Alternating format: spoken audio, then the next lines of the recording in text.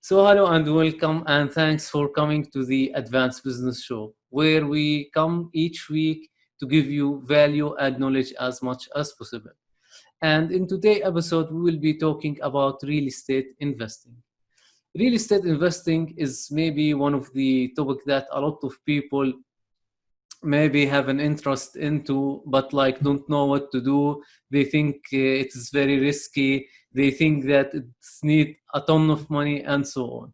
But in this episode, we will help you with this topic, and hopefully you can get some additional benefits and more information to know more about this interesting topic, even for me. So now, with this episode, we have our guest, Morgan Nilsen. Morgan, thanks for coming by.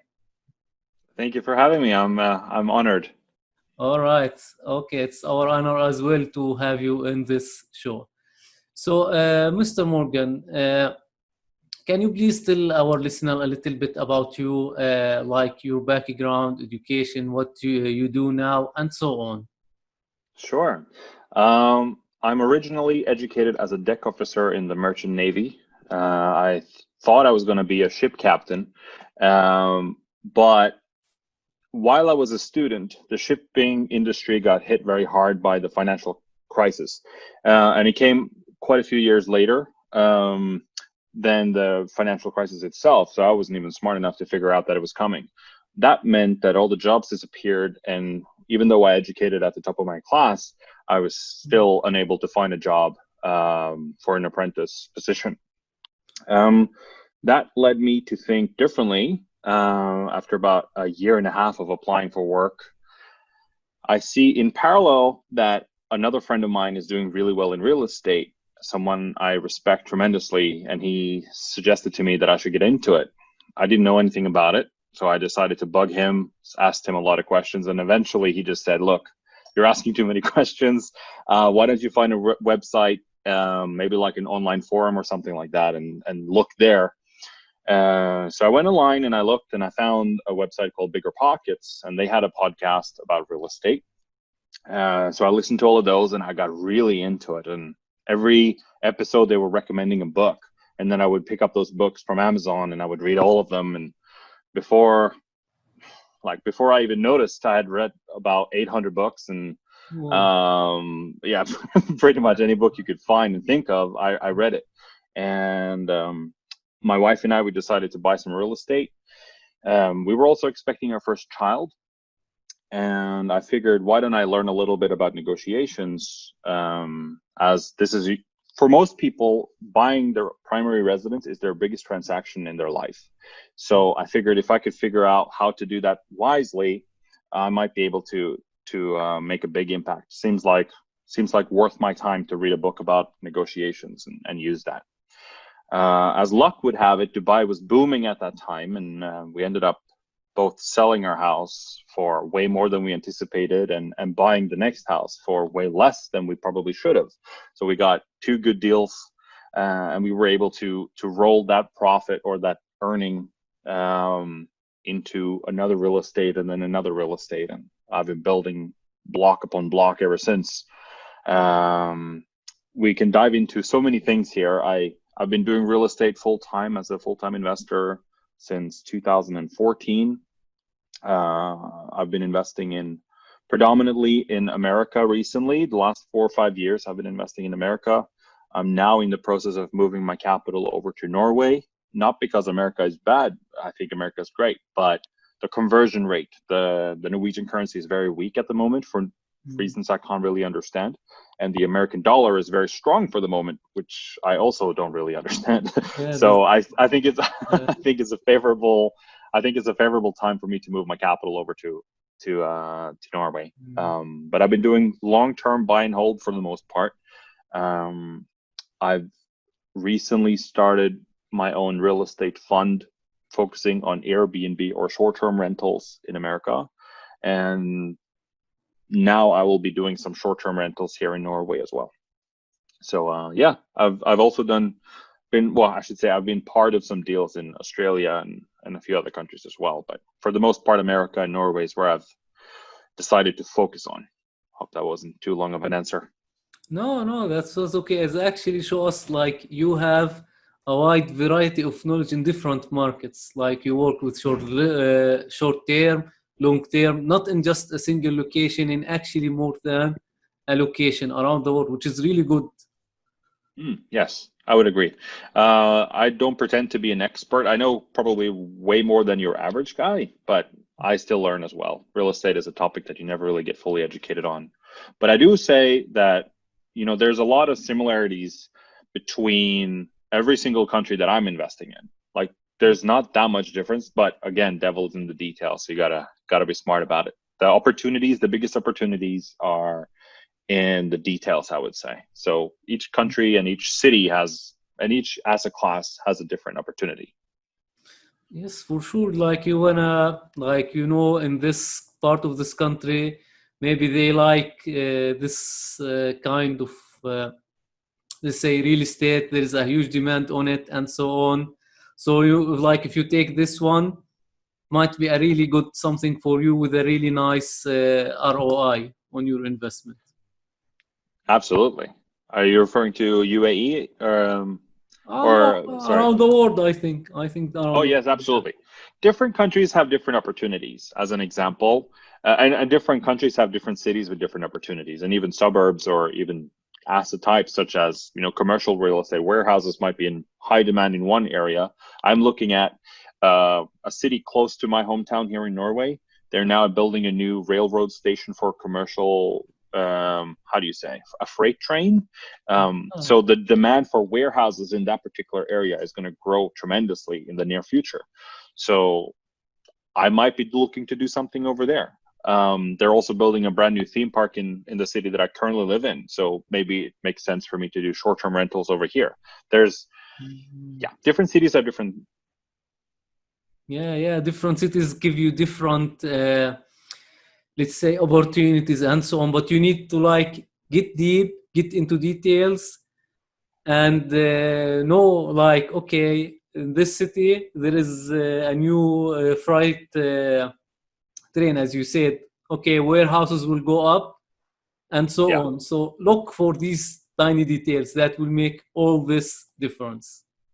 I heard in one of the podcasts that I used to listen to a while back that if you can get in front of progress, if you can figure out where the progress is happening, and if you can place yourself in front of it, you can you can stand to make a lot of money that way.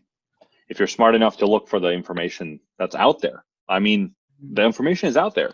It's just about being smart enough and knowing where to look or who to ask. The information is usually public, and as long as you can connect the dots and know where, like, what to do with that information, then you can stand to make a lot of money. Yes. Like look for information, look around, ask maybe some people to look for some experts in that area, like talk to them. They might give you some really decent information that actually make this deal is a winning deal. Absolutely. I completely agree with that statement. If Oh. you can work with experts, like, my opinion of real estate is this: Mm. it's not very complicated. It's not very hard. You don't have to be very smart to be successful, but there are many moving parts. So it's complicated in terms of width, not in depth. So as long as you can find the right people to connect with, if you can find somebody who's done what you're seeking out to do, that takes all the mystery out of it, and you can and all the risk out of it, or at least most of it. So you can be fairly confident in your investment, I should say, like, chance for success, assuming that you know what you're doing. Or another thing we should be talking about is, how long is your investment horizon? Are you planning to invest for 3 years and then sell, or are you looking to invest for 20 years or maybe never? Depending on what type of investment horizon you have, how long are you planning to keep the asset? You're gonna need to be smart, like, in different ways. If you're gonna do a flip, you're less sensitive to long-term fluctuations, but the market can drop and you can end up having a lot of risk in a very short amount of time. Yes. Like for example, Japan, from 26 years ago, I think, or so, the prices is the same. Yeah, It's not they going have a up or declining decreasing. population there. Yeah, Yeah. yeah. It is the same. It's not growing. So if somebody bought 25 years ago and they're still waiting for that capital appreciation, we feel sorry for them. Yeah. As I met you, you came to one of my investment meetups in Dubai. And one of the things that I talk about there all the time is, in general, usually in real estate, you make money in two different ways. Either A, you're making money on the rent that's coming in, or B, the price is going up in value. And pretty much any type of investment deal is that way. If you're focusing on the property going up in value, unless you find a way to force it by doing some clever rehabbing and such, if you're just buying something at rent at market value, and you're hoping that the market's going to do well because it's been doing that for 5 years already, I mean, you're gambling. It's not really investing. It's speculating, and I don't think there's anything wrong with that. But yeah, I don't label that as investing. And people that are doing that kind of structure, I mean, I find that they're more up for grabs. There's many ways that you can mitigate risk to avoid those types of pitfalls. Yes, yes. Maybe some book like will help somebody. Like if you know Robert Kiyosaki, like he wrote like the Real Guide to Real Estate and the Rich Dad Guide to Investing. Like these books, like I recommend for anybody like who's start investing in general and also in real estate. Like they have really nice information and it can be very helpful for anybody out there. I completely agree. I like those books a lot. I've read them. I think I've read all the Kiyosaki books. Rich Dad Poor Dad is still my favorite book of all time. I think that the most important part, at least the way that I see things, is that you got to get your head right. You got to have the right mentality. I see a lot of get rich quick type of personalities out there. They're so impatient. They want to retire in 3 years. And I mean, it can be done. I've seen people do it. I have people in my network that are 22 years old that have already made enough money that they can retire. I know that it's possible, but I don't think it's wise to structure your way in such a way, structure your life in such a way where that is your main strategy, you know? But again, it depends on your age. Maybe you're young. Maybe you have no family to take care of. I have 2 kids. I got to think differently. If you're young and single, you can screw up so many times, and maybe it's worth it that way. But I wouldn't be the right guy to advise on that. I haven't done it that way. So maybe I shouldn't be criticizing it. Maybe it's really easy to do. I don't know, but it doesn't strike me as the way to do it in a low risk environment, if that makes sense. Yes. Like just anybody out there want to do any kind of investing, just like count to 10 before you do that investment, because especially like real estate, it's something that is totally not cheap. It's something with maybe hundreds of thousands of dollars. You don't want to go into debt and so on and not be able to pay the mortgage and all these bad things happen to you. Just count to 10, ask some people, maybe go and have some mentoring with Morgan over here, and for sure he will help you, hopefully. Yeah, I do my best with what time I have. All right, good. All right, so now Morgan, so we talked actually long in let's say introduction about real estate.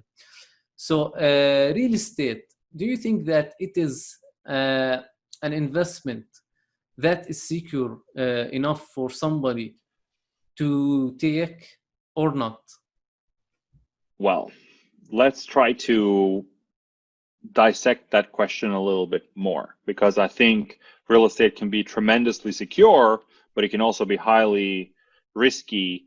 I know friends that have lost a lot of money on real estate and in assets that they thought were very secure. And I know friends that have made, well, a ton of money with taking no risk at all.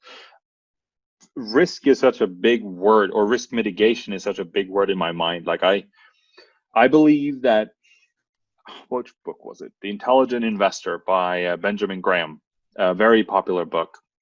I believe it's Warren Buffett's teacher and his favorite book. And the main takeaway that I took from that book is that there are 2 types of investors. There's the enterprising investor, the one who takes a lot of risk but also expects a lot of upside. And then there's the defensive investor, the one that try to stop all risk at all and accept a much lower return because of that. Now, I belong in the second category. I'm a very defensive investor. So the way that I look at real estate, I look 10 times before I cross the road, you know? And I've lost a lot of good opportunities that way because I'm so risk adverse when it comes to real estate. Now, I'm probably doing real estate deals that a lot of people think are crazy risky, and doing it in a way that people think is crazy to invest. As an example, I bought 4 houses in America before I even saw them. I didn't go there. I had somebody go there for me, and they made a video, but I don't know really if they were doing the right house. To some people, that sounds crazy, but in my opinion, it's even easier, it's better, it's more defensive, and I can make better decisions because I'm so detached from the asset. Now, I went there after and I verified that house is actually mine, and I looked at it and saw it. But to me, it's a number on a spreadsheet, and it's much more easy for me to be objective and not be emotional when I'm making decisions. Should I keep this house? Should I sell it? If you can be objective in real estate and just treat it as numbers on a spreadsheet, I think you're going to be much more detached to make more intelligent decisions. Feelings usually clutter things, especially in the investment game. I see. So like you don't want to, like, maybe I think Robert Kiyosaki said that you don't want to have emotions toward, oh, this unit is looking good, I want to keep it, I want to have it. No, just remember, this is your investment. Maybe if it's not paying any money, okay, it does look good, but it's make you lose money. Yeah. You have to let it go. That's right. And we have different standards for what we want things to look like. I come from Norway where my culture is that we want things to look a certain way. Norwegians typically are very house proud. They will invest almost all their savings into their primary residence. So they want things to look very nice. On the northeast side of Indianapolis, where I was investing, people didn't care very much about their houses at all. Now, obviously, the care that goes into those houses are a lot less, and the house prices in Norway are 10 times, 15 times higher. Yeah, but the rent that I saw in Indianapolis was 8 to 10 times higher than what you see in Norway relative to the housing prices. So I could buy a house over there for $50,000 and I could rent it out for $10,000 a year. Whoa. Now, if you do that math, you can see that that's pretty easy to make that go around. But I mean, those houses are not going to look the same. You know what I mean? Like, they're going to look very different to the houses over here. So for me, like, I think if I had gone to Indianapolis before I started buying, I don't know if I would have bought there, because I have a bias. I have a certain idea of what I want things to look like, and I want to have some kind of ownership pride. Now, don't get me wrong, I wasn't investing in the ghetto either, but compared to the normal that I'm used to, there was a difference there. And I don't know if I would have been buying over there because I maybe would have gotten in my own way. So for me, yeah, it made more sense to just be detached from it. And I've been fortunate to make a lot of money since I got started. And I also believe I've taken no risk because the rent is so high and the appreciation's like, yeah, there's been some appreciation, but that's not really been part of my strategy. The rent is $10,000 a year. Half of that is half of that goes to costs, but half of that goes to me. I mean, that's a 20% gross return and a 10% net return. It's better than I've found anywhere else. And it happens pretty much regardless of what's going on. And the monthly rate for me was about $800 in rent. The expenses was about $400. Now that's a big buffer, you know, even if the market, like if the rental market falls to where the rent is $600 now, 25% drop, which can happen. I've seen that happen in other places. It's happened even more in Dubai, but you know, I could stomach a 50% drop before I start to see a financial situation that's not ideal. So yeah. I see. So like, let's tell it to the people. Maybe me and you read a lot about investment and so on, but we talk people maybe a little bit wide. So like, if we can sum up this for them, if like real estate is a secure investment in case you are working and making sure the details are going well, and you have looked to it into it from many different sides, due diligence, done everything that you need to do and have to do, so this investment be a successful investment. As Robert Kiyosaki says, there is no risky investment, there is a risky investor. Sure. Okay. I see where he's going, and I'm not disagreeing completely, but I'm also not agreeing completely. I mean, there are risky investments out there. I mean, I think there are risky investments out there, but I think there's a lot of things you can do. I don't know if it's appropriate for me to plug my channel. I have a YouTube channel. Maybe we can link to it later, where I describe how I go about picking a city, or first a country, and then a city, and then a suburb, and then a street, and then a particular house. And I go through all the things that I do in order to mitigate risk. But like, that's about 2 hours worth of content. I can talk about this for hours, literally. So there's a lot of things you can do to mitigate risk in real estate. Again, not complicated. There's just a few different things you should be worried about. Either A, you're going to do all the stuff yourself and you can get it done well, but then again, it becomes a time issue. Do you have the time? Or then if you want to outsource everything, maybe you need to make sure that you're a good manager and find the right people. Typically, you have to pay more for those people, the ones that are good. I've gotten burned a few times picking cheaper solutions. And as long as you can surround yourself with good people around you, you should be able to make a very risk-free investment. I'm fortunate to say I haven't lost any money on any deal that I've done so far. Oh. That said, I've only been investing in an upward market, but I've spent a lot of time looking at financial crashes and stuff like that. So I should be ready for the next crash. I feel I'm liking my chances anyways, but we'll see. All right. So like, for your YouTube channel, we're gonna have like the link for it in the description of this episode. So if somebody would like to see your videos and so on, they can go to it and subscribe and see these contents. That would be lovely. All right. So like this, let me tell the listeners, real estate is in general a good investment. Just make sure, this is a really wide topic in how to secure yourself. Just make sure, get as many resources as much as possible. As you heard, Morgan, he read about 800 book. He had a teams. He had people help him. If you do all these things, I say the risk will go down as much as possible, and hopefully you will not get into any trouble or lose any money. Yeah. I would like to say that you don't need to read 800 books. That's almost a sickness. Not 800, okay, but they need to have a decent number of books.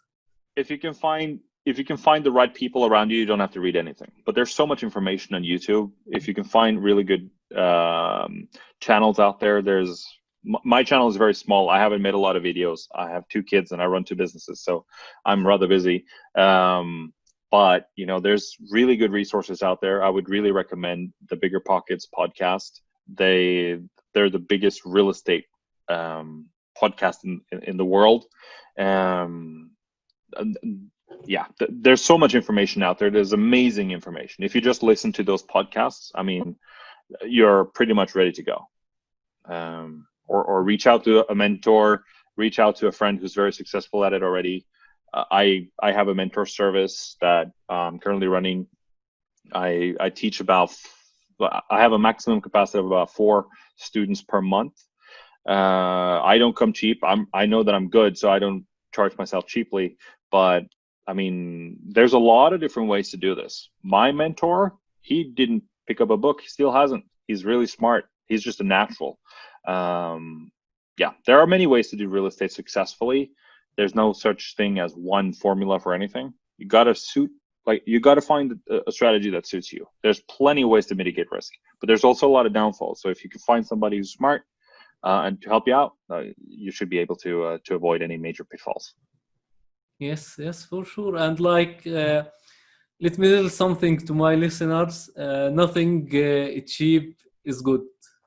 When it's cost, like you rarely find something good in discount. Like you go to the mall shopping center. Have you ever find something good in discount? Never. Probably not. It No, will never probably not. happen. All right. So now, Morgan, Yes, sir. can you tell us like maybe how a person can invest in real estate? Can you give him just maybe some few simple steps that he can take? So let's say he has, maybe he wanna do this real estate. He saw some property, he did some due diligence and so on, but he Mm. doesn't know what to do. What like in your opinion shall he do these steps to make sure like he get the deal is good Mm. and so on, just in general? Okay. Well, let me try to unpack this question. So, depending on what kind of personality and what kind of constraints you have, you should be picking a certain type of real estate investment. If you are wealthy in cash but not in time, let's say you're a professional, you have a full-time job and maybe a family, you need to find a way to invest in real estate that doesn't eat up a lot of your time. Now, if that's your case, then you have two options. Either A, go with long-term rentals that like where you buy something, maybe you find a property manager or you find your own tenant, and then you just set and forget pretty much. That's one way to do it. Or you can find somebody such as myself. I run a real estate fund where I find investors that are very busy, that have a lot of money, but don't have the skill or the time to invest in real estate themselves. They give me money and then I do that for them. Now, there's a lot of unethical players out there. So I would be very mindful, be very careful who you decide to go with. I'm not saying that this is necessarily a good strategy for everyone or in any case, but that would certainly be a viable option. Now, if you have a lot of time, but if you're cash poor, which is in some cases, you should probably be very smart with networking. If you can find somebody else who has the opposite problem, there are people out there that have a lot of money but no time. If you could pair up with them, maybe you can make a business relationship happen and make it profitable for everybody.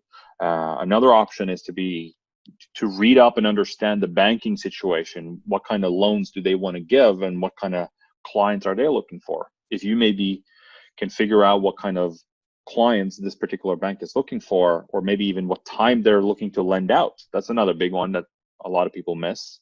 You know, there are seasons to when banks have money, and the person that's going to sit in front of you is going to have a particular mood. Maybe they just came home from a holiday. Maybe they're much more likely to give you a loan, or maybe the bank just has received a lot of money and they're looking to place it. So yeah, I guess if you don't have a lot of money but you have a lot of time, I would certainly pick up a lot of books, get educated. Books are not expensive. YouTube is free as long as you have a computer. Get educated so that you get ready for the time when you have money. Flipping is certainly something that you could do. You can maybe buy something at a discount, but fix it up. It really depends on what kind of skills you have. There's so many ways to make money in real estate. I could probably count it. I could probably pick out 1,000 if I had a long enough time. For me, as an example, I'm pretty good at Excel and I'm pretty good at taking a large data set and crystallize that information and make sense of it, and see what does all these numbers mean. Where can I go in order to capitalize on the opportunity that's coming?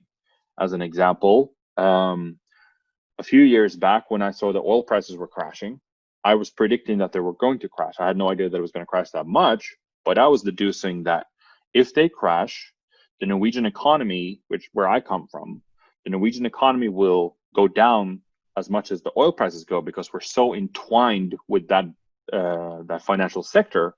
If the markets crash, the interest rates will come down. People in Norway will still keep their jobs because the sector brings in a lot of money, but it's not that many jobs.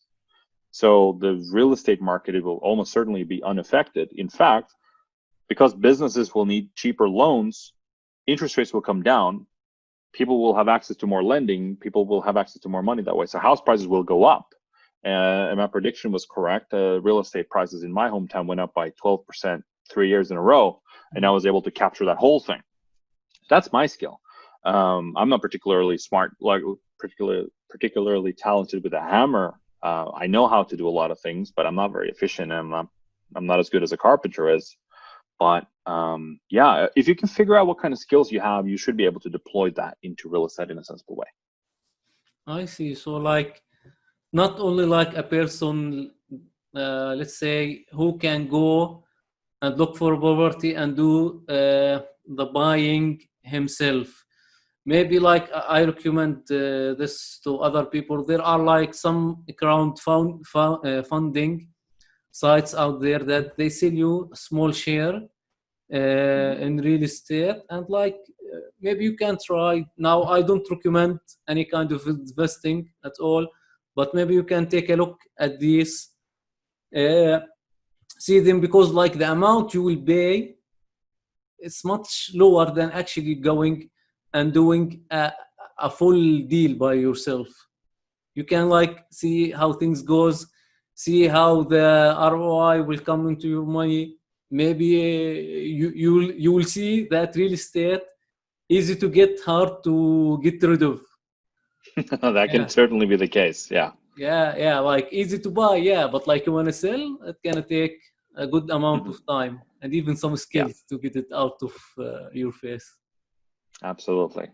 Every country is different in that regard. There are legal systems in place that are lubricating or preventing those transactions to take place. In Norway, man, real estate is flying off the shelves. It's almost impossible to sit with a property. Like if you want to sell it, it's gone in less than a month, and it's been like that for, I don't know, 40 years with very few exceptions. And there are reasons for this. Like Norwegians are very house proud, but if you go to America, if you go to a, let's say a low class neighborhood, man, you can maybe expect to sit with that property for 9 months before you can sell it. So, man, it really depends on what kind of condition your house is in. There's a lot of factors, a lot of variables. Yeah. They like try to start your journey in a smart way, in a way that it's low in risk. Okay, and just like again, do your due diligence. Look around. As Morgan told you, there are more than a single way to do real estate investing, and just like maybe just don't do it alone. Maybe this is the best Yeah, thing. Yeah. I can totally say that as long as you can find somebody smart, it's almost certainly not going to be a bad deal.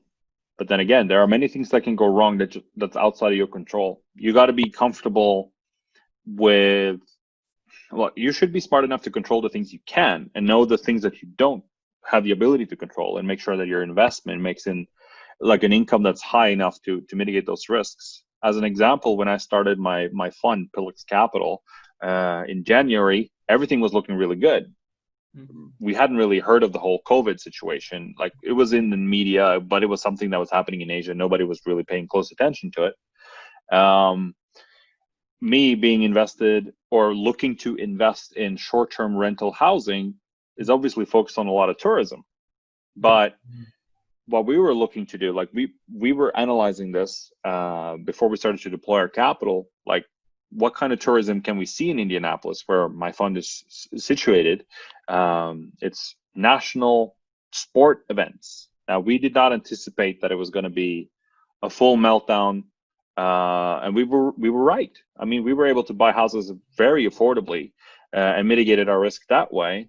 At the same time, rather than buying 15 houses at $300,000 price range with leverage, we decided to buy 4 with cash and then just refinance later. There are many different ways that you can mitigate risk as long as you're understanding what tools you have like available to you. I find that a lot of the success you're going to have in real estate, or failure of the success, is dependent on what kind of knowledge you're sitting with. There's a lot of people that believe that they understand what's going on, and they believe that they know all the ways that there is to invest. I see that in my meetups all the time. I've been running these meetups in Dubai for 4.5 years, and I've met all sorts of people. And I frequently find people that have no idea that you can buy real estate with no money at all. And I could probably figure out 10 different ways to do it. I mean, it's about figuring out the situation, what you can do about it. And there's a lot of tools out there that you just got to find the right people or read the right books. That's right. That's right. It's a journey, and it's very nice journey. All right. So now let's talk in numbers about real estate, and it's like size. So I have some statistics over here regarding the size of real estate market in the US at 2018. Now, for sure, these numbers may be changed and so on, but the estimated size, let me tell you this, $17 trillion. Imagine, I mean, look how insane this number in just a single country in the world. We didn't even look at Europe. We did not look at Asia. Just a single country out there. The housing, the real estate, estimated with $17 trillion. So I think like there is a big chance for anybody to go there and invest and make some money. For sure, like doing it the right way. For sure. There's Not plenty of just people like doing it, that's for sure. Yeah. Yeah, some people just invest and they think like, yeah, we're gonna make money really quick. No, it's a journey and it's a process. All right. Sure. So now, Morgan, you have talked a little bit about the current situation and its effect on some properties that you have. So now, what the current situation will have effect on the real estate market, and in the long run, do you think that the things will change or not? Well, there's always change, but different markets and different segments of markets are affected differently by depending on what's going on. As an example, let me think about an example here real quick.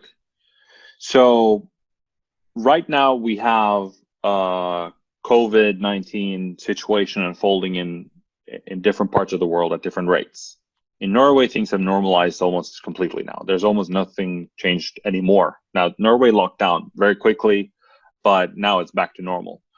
In Indianapolis, things have been more or less unchanged. There was a temporary change. Real estate prices dropped really quickly. And there's a lot of people over there that are doing flipping. Like that's a very popular trend over there. You buy a rundown house and you fix it up and then you sell it. Now, the professional flippers, they will probably buy, well, they can buy as many as 20 houses at the same time and run 20 houses with rehab, and they don't have the money to buy all of those themselves. So what they do is that they borrow money from a what we call a hard money lender, somebody who gives riskier loans, but at a higher price. So let's say maybe as much as 12 or 14% interest rate. Now, if you're a flipper and you have 20 houses going at any time, that's a tremendous risk. And you don't, like, let's say, like what we saw was in March, nobody knew how big this pandemic was going to be. We saw that it was hitting Italy and like things were looking terrible in many places, and it's been awful for a lot of families. But like at that moment in time, it was very unclear how bad this was going to be, how bad it was going to be for the real estate market and things such as that. So we saw houses going like normally for $300,000. They were going for 220. Like huge drop for no real reason other than these flippers, they were looking to offload these properties just to mitigate their risk. We were obviously able to capitalize on a few of those opportunities. But then again, I personally don't believe we've seen the crash in its full scale yet. I think we're having like some tremors before the real earthquake. Maybe I'm a little bit of a doomsday prepper here, but I believe, like, oh yeah, as an example, in America, I saw that banks have now come out with a statement saying that we will allow you to not pay your mortgage for up to a year, but when you decide to start paying again, you have to pay the whole thing in one go. Like, you have to pay the balance as a, like, if you stop paying for 11 months, that month when you decide to pay again, you have to pay the full 11 months in one go. Like, if that remains in effect, now I don't know if this information is current or not, but if that remains in effect, rather than just, hey, how about we just add those 12, 11 months to the end of your loan, like just extend your loan period. Like, if they can find a way to do that from a legal perspective, rather than say, look, we accept your delayed payments, but you have to do it as a lump sum. If they can do that, people don't have to worry about a foreclosure process, because there's going to be a lot, like, many people will be able to pay that bill, but many people won't. And if 1%, like if 99 can do it and 1% can't, that's a lot of houses going on the real estate market in foreclosure. So for that reason, I'm currently pulling my money out of America just to hedge my risk a little bit. I still think it's fine. Look, there's going to come a quake. If it's coming, it's going to come, and I think it's going to bounce back up again in a few years' time. Real estate is a moving thing. It's alive. You know, it goes up and down. Generally speaking, it goes a lot more up than down, but it also depends. You know, it depends on where you are. Luxury accommodation is more likely to go down in financial crashes, but it's also more likely to spike higher when you have good times. You know, if you look at Dubai, I'm less familiar with Abu Dhabi. I presume that it's somewhat similar. But if you look at Dubai, you know, in the crash, the whole market just melted completely. But in the upturn, it's gone up more than any other place in the world that I'm aware of. So if you can tolerate big swings, sure, go right ahead. But I mean, if you like clarity, like I like to see where I'm going. I think I associate long vision with investing. If I can see where I'm going, then I don't have to take any risk, or at least I can cover pretty much every risk that I can. And there are many ways that we can do risk mitigation. Understanding what you're getting into is just one of them. Diversification is another, and so forth. I see. So, like, maybe we did not see the bad thing yet. Maybe there is some things worse are coming. We hope for the best for sure, but like, we want to tell like our listeners the good side and the bad side, so like at least they have prepared and hedged themselves from what's coming.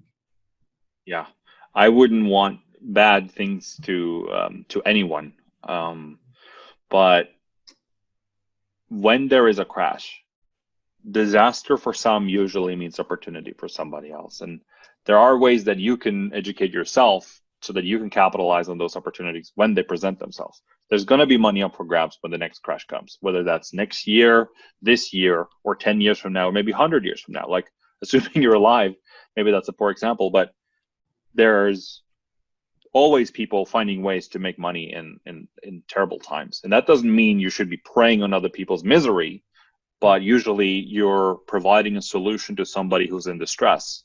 Money is just one thing you can value in life, you know. The house that I'm in right now, there was a senior guy. He was of poor health, and he needed to sell his house immediately.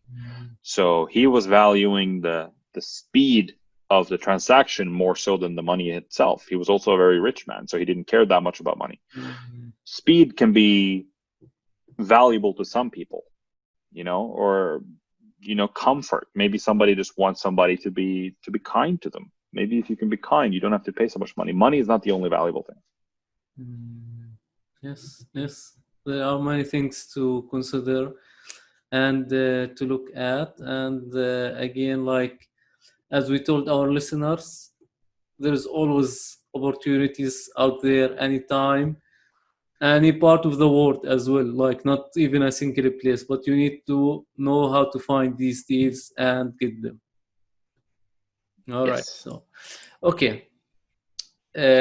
So Morgan, how actually a person, and you talked earlier a little bit about this, like how can I actually identify that maybe there is a good deal here, okay, or this area maybe in the future, like it can be like there's some plans going on, there will be some housing, some projects and so on. How like a person can do this identification for the opportunities? Right.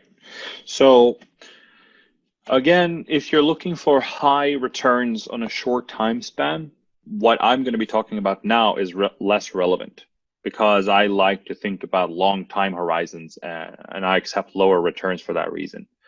So the number one thing that I'm looking for is political stability. Political stability is incredibly important. And I don't just mean like, is the country safe to live in, but also is the political parties that are pulling the country's laws, are they all pulling in the same direction? Can you see where things are going? That's an issue with America where every 4 to 8 years, there seems to be a political shift, either it's Republican or Democrat. In Norway, as an example, we for the most part have a very stable government that has one vision that takes us in one direction for a long time. That makes it a lot easier to see. This is one thing that I find that Dubai doesn't have as much of. Dubai is such a progressive state where there's so much development and the leaders are visionaries and they want to see amazing change in a short amount of time. And that's amazing. But it also provides very little foresight opportunities for someone such as myself who's maybe thinking in 25-year increments, which is rare for any investor anyways, to think about it and like think about those types of time horizons. But yeah. All right, so like sorry to interrupt, I just remember something. Like if you want to look for what can be a good opportunity, I mean, the markers of a good opportunity for me is something that's bringing in cash flow at a high rate, something that gives you your money, like your initial investment, back quickly. That's one marker that I'm looking for. As an example, if you're looking to buy a $1 million investment, but you only have to put in 100,000 yourself, like how quickly can you get that 100,000 back? As soon as you get that back, do you have any risk? Maybe you don't, because it's like all the money has already been recouped. If you have a deal where you have no money at all into it, every money that you're like, all the money that you're making from this is basically infinite return. But yeah, I don't know. There's so many ways. Like it's hard to have one conversation about this because there's so many variables here. There's so many ways to do this. Real estate isn't just one thing. There's landlording is one thing. It's all encompassed by the real estate umbrella, but yeah, there's a lot of different opportunities for anybody. I see. So like maybe somebody would like to see that this area has, let's say, future. First thing first, let them take a look at the country itself. It's a stable. Political situation is going well. The region itself is doing well. There are no, let's say, clashes and so on around it. And then like they wanna look at let's say the income and what they can generate from this property as a return on their money. Do you have anything else to add? Ooh, we could probably talk about this for hours. Maybe just a quick point, like no need to go in details, just look at this, look at that. So I mean, well, what I typically do is I typically sit down with the people that I'm mentoring and I say, look, what is your precise situation? And depending on what situation you're in, different opportunities is what, like, you should be considering different opportunities. Now, if you know, as an example, that you're going to be moving to a particular country after you're done with your time in the Middle East, or maybe you know that you're going to move somewhere because your wife is from there and that's where you're going to go eventually. If you can start to allocate money in that way, maybe the opportunities that are there now may not make that much sense, but eventually they will. if you're looking for a high return straight away, which a lot of investors do, I mean, you got to chase the information where it's at. You could be looking for opportunities like I am, like reading the media, finding out where are developments happening, and you can chase those, but that's not going to give you a 25-year time horizon play pretty much. So if you're looking to capture opportunities, you can definitely be opportunistic in that way. Look for projects, major projects, and try to determine what does that mean? What does that mean for the market? Like which countries right now are doing really well because of the COVID situation? Is there anyone who's less affected? Where are the factories that are producing antibacterial? Like what's going on? Like there's like every time there's a shift, there's somebody making money. Okay. Just a second. Okay, so like you talked about like they get information and so on. Let's like let's do a quick summarize. Look for the political situation. What income you will get. Read the news in the region, and network. Get people that they have some knowledge like about the topic. Is there anything Absolutely. else? Or man, there's a lot. I made a YouTube video that I referred to earlier that is an hour of me talking about how I look at a deal and how I look at precisely that information. I go into how can you determine if there's job growth in that area? Will your tenants have job security? What kind of sectors is in that particular city? Is it easy for people to commute in and out from that area? If they lose their job, can they go somewhere else nearby and find jobs there? What are the crime rates? There are certain parts of cities that can have a lot of crime. Is that likely to be the case? Is crime spreading? Is it being reduced? You can look at developments of new shopping malls, railroad tracks, new highways. As long as there's development, as long as there's shifts, as long as you monitor what those shifts are, you can get in front of progress. And progress can mean many different things. You know, reducing crime. Is there a new school being built nearby? Is that going to affect the situation? My friend bought a house here in Norway right next to where they're building a brand new school. That's obviously going to affect the real estate market over there. Yeah, man, there's so many different ways to look at this. And I have an hour video where I talk about this. Yes, let's try to crunch some data out there to help you. Yeah, absolutely. There's so much information out there. I show in that video how I find that information online, and I show how you can do that too. That's good to know. All right. So, Morgan, what do you think like the future of real estate investment? Do you see some changes out there happening to the real estate investment? Like, for example, I've seen like the number of crowdfunding websites growing.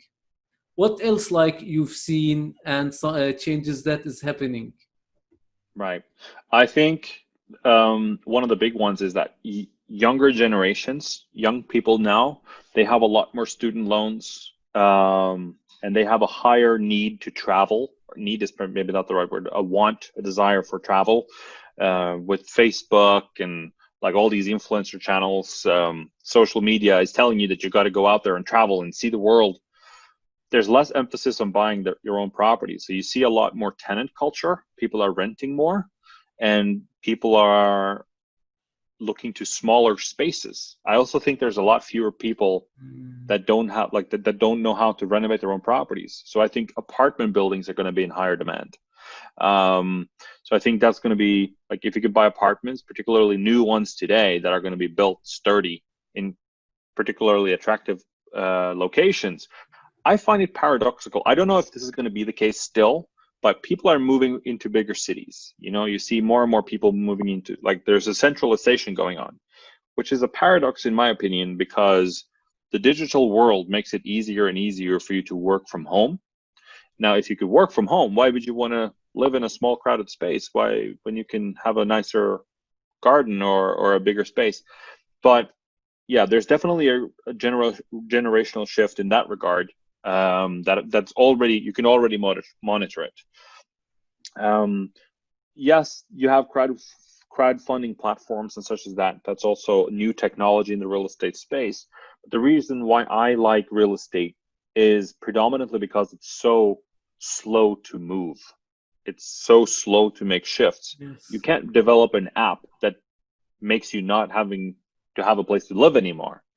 You still need to house your body somewhere. Even if we made some kind of amazing machine to take our consciousness somewhere else, you still need to have a place where you hide your body. I think that's going to be the case for as long as I'm alive. Maybe we'll have a different world 50 years from now. I don't know. But what is really attractive for me, at least with real estate, is that it's so slow to move. So yeah, changes are coming. Digital tools are being developed all the time that makes it easier to transact real estate from far away. That's something that I was an early adapter of, being able to buy real estate in America without having to go there. Now you have Zoom, and before that you had Skype and Zillow, and you have Google Maps and Google Street View, so you can walk the streets without ever having to go somewhere. I think you see a lot of technical tools that are making this information easier to find. But yeah, I still think that there's a lot of there's a lot of development in the world, but real estate for the most part stays the same. That means that you can grow old doing the same thing. You don't have to learn the new tricks all the time. With the tech world, it's fast moving. You have to Yes. as soon as you stop following the trend, you're not catching up anymore.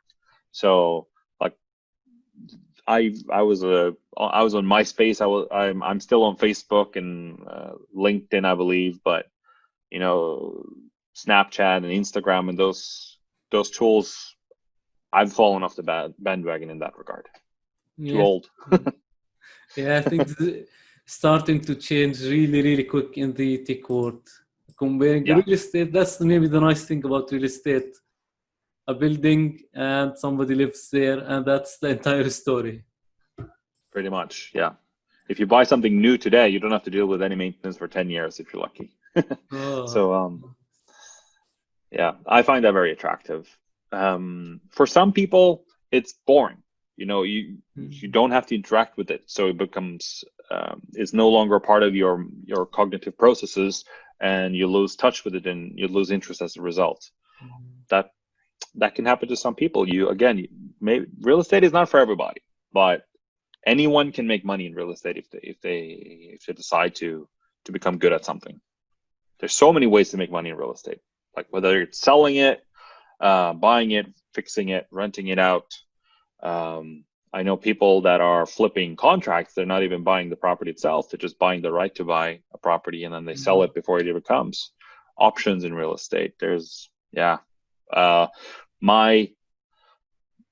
my biggest inspiration is a guy who he buys mountain cabin lots, and he finds really old farms in Norway. The ones where they build with logs that are stacked like this. So these properties are 200, 300 years old.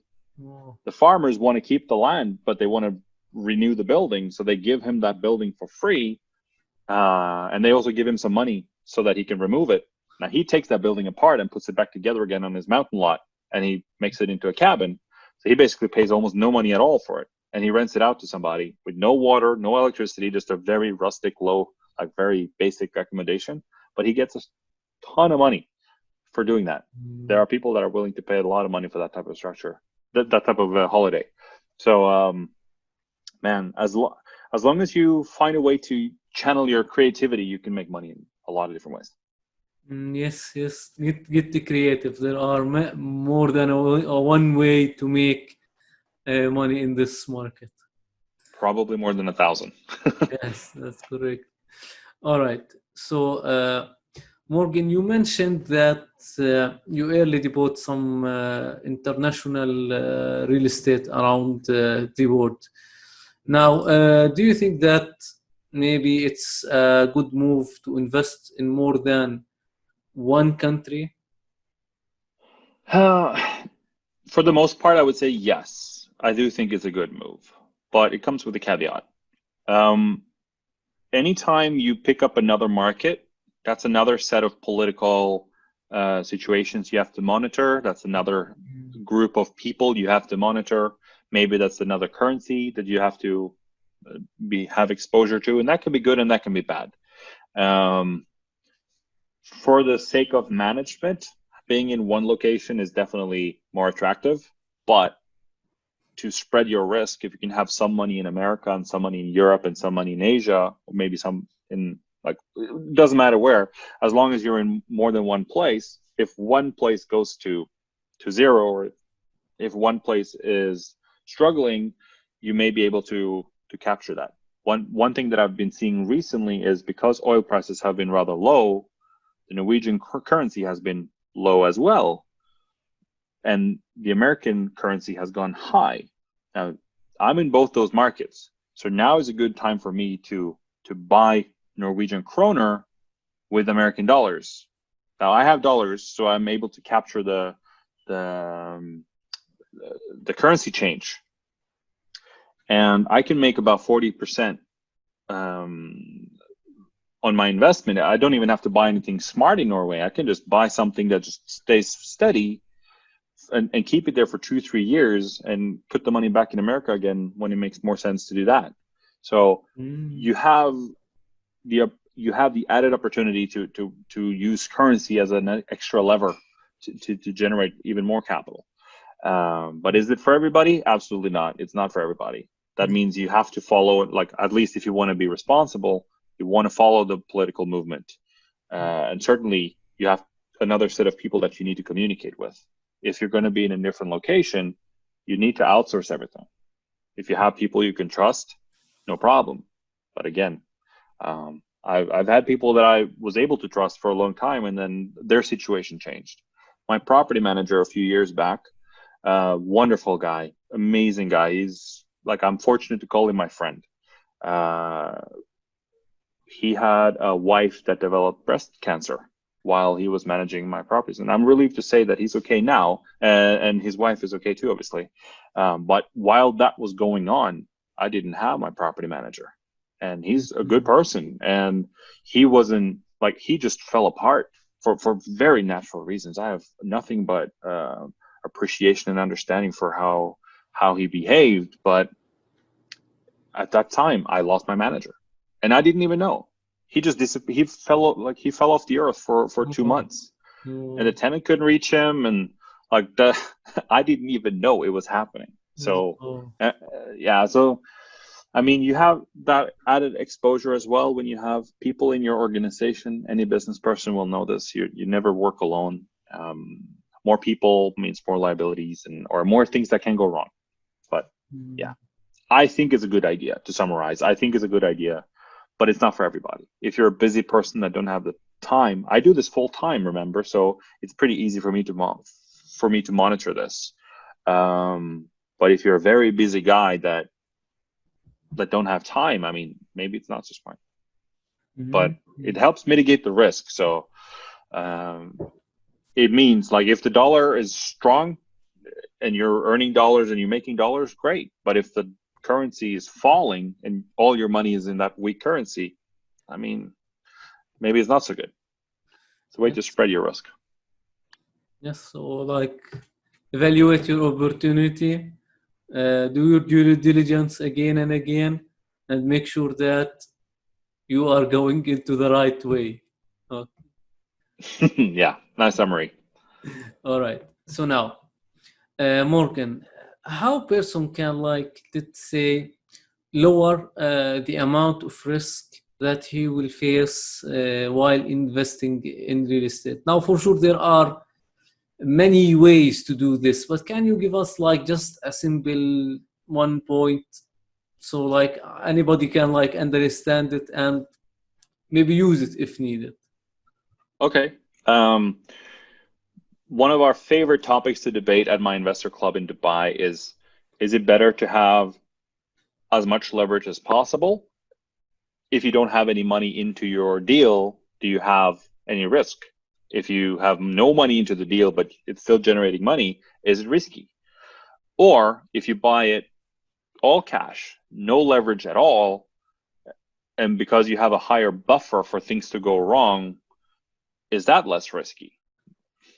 I mean, you can pick one or the other. I don't think there's anything wrong, except if you buy something all cash, the likelihood of something going wrong is low.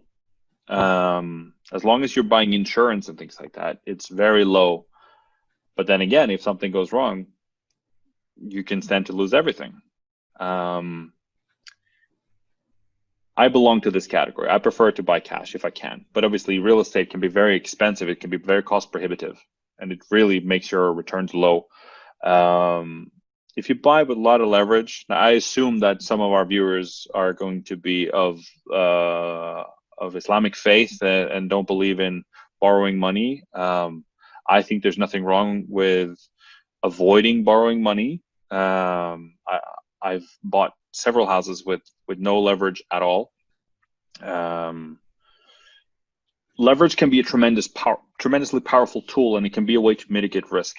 If you do the Robert Kiyosaki way, where you buy properties with as little money as possible, borrow as much as possible, and find a way to make money that way, then again, you're more sensitive to market fluctuations. So the best way to mitigate risk is information.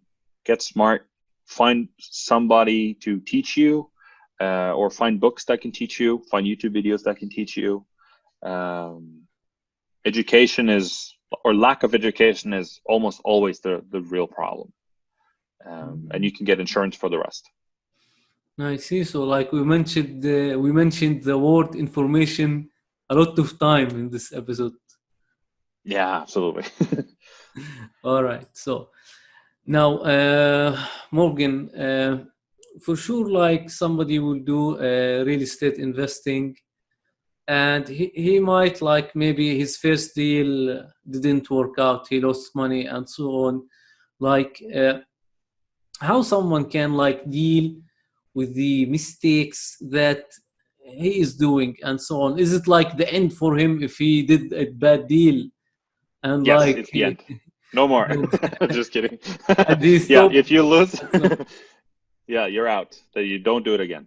No, I think the best way to deal with this, the best way that I've found to serve me, is to never think of a loss as an actual loss. Like, the mindset that I'm carrying is, if I make a mistake, or if I do anything, either I win or I learn. I learned something that I can do differently next time. I learned that I didn't do enough research on this particular topic, or I used the wrong person. Maybe I had the wrong mindset. Maybe I wasn't, like, I try to learn from every mistake. And as long as I can make new mistakes all the time and learn from the ones that I've made, I don't think that that's a loss. Sometimes you end up taking a big hit. Those are the ones you should try to avoid. But maybe, like, if you're a person that's impatient, you should find somebody that's going to slow you down in a positive sense. You know, if like, a lot of my mistakes are related to me not being detail oriented enough. I'm very good at high concepts, but I often lose details. So I need to have somebody on my team that can help me with the details. When you're reading contract, as an example, or if I'm reading a contract, I'm almost illiterate. It's very hard for me to read those contracts and look for the fine details. But my wife, she's an absolute master at it. So I have people on my team that can cover for my weaknesses. Yeah. So, I see. So like, learning from what did you do wrong. Many things out there would not go big or great if actually did not start with a mistake or doing something wrong. So deal with your failures. It's okay. You are in a learning process. You are exploring a new area, totally a new area.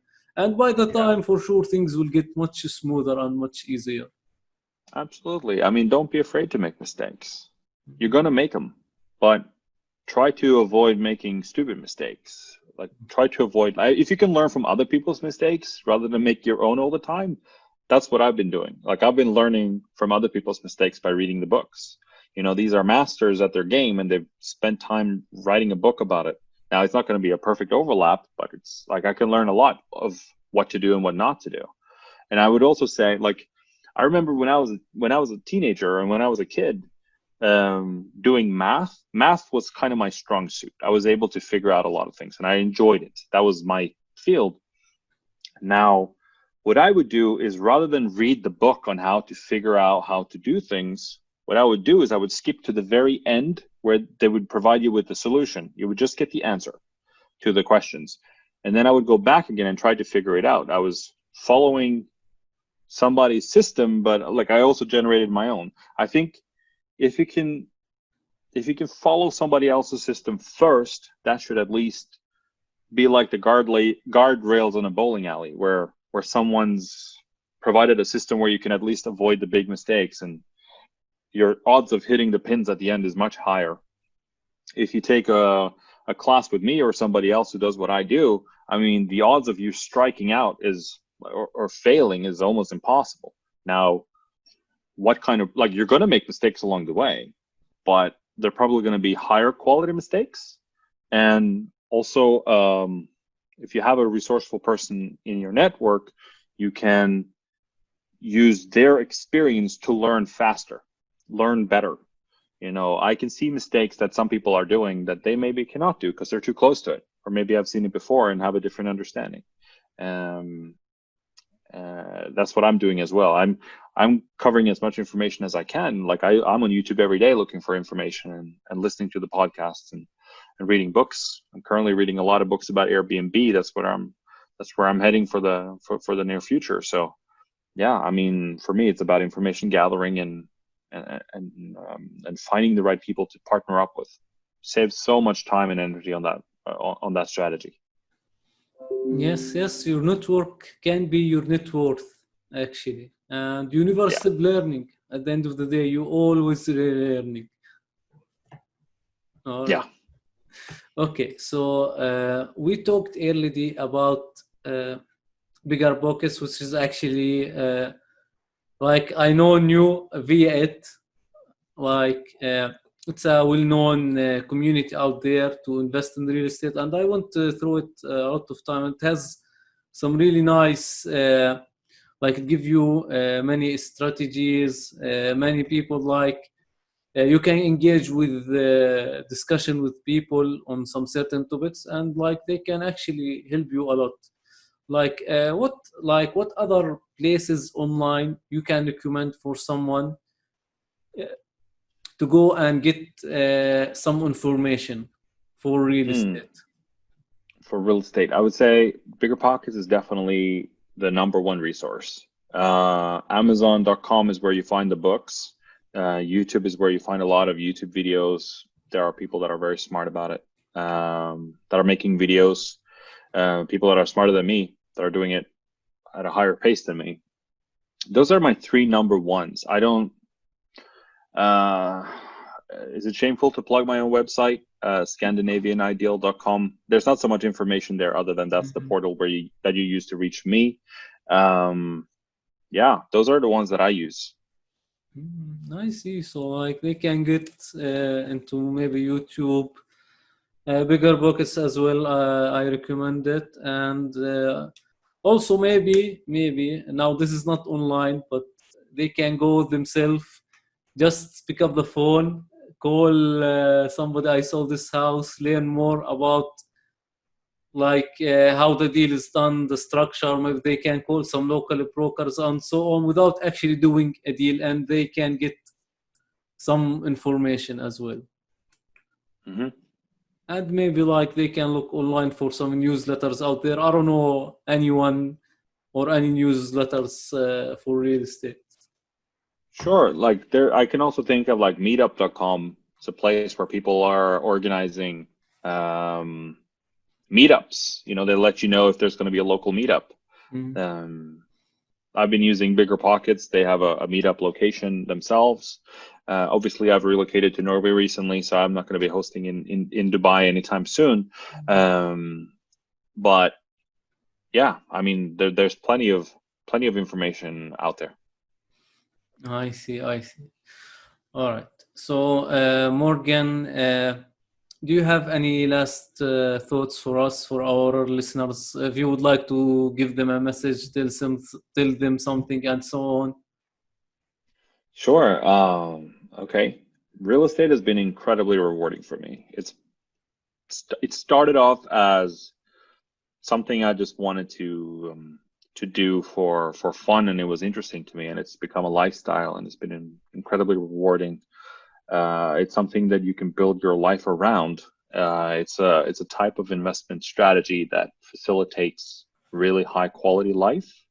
Um, it's something that's probably going to stick around longer than we are, and it's something that you certainly develop as a person within. You know, like you learn and you grow, as well as, hopefully, as long as you avoid big mistakes, you can grow your net worth and your quality of life as well.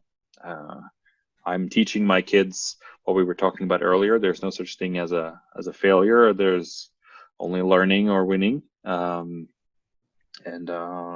Yeah, I think if you can find a way to do it, you should. It's been incredibly rewarding for me. I love teaching it. I love making money. I love helping people find a new place to live. I love turning something old and dilapidated into something new and beautiful. And I love to think about new solutions.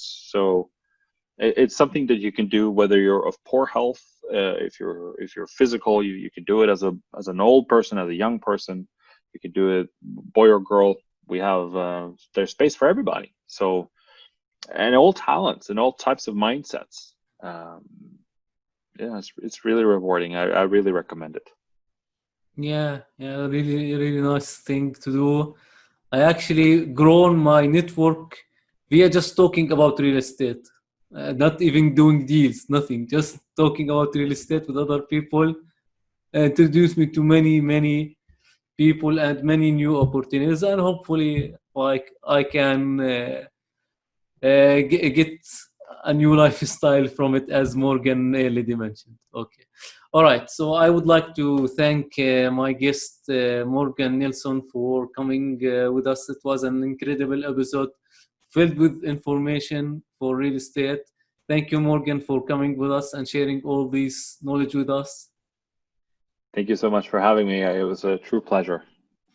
All right. So, and also I would like to thank my listeners for tuning in. Make sure you tune up for each Friday for a new episode from the Advanced Business Show. Thank you for watching and see you next week.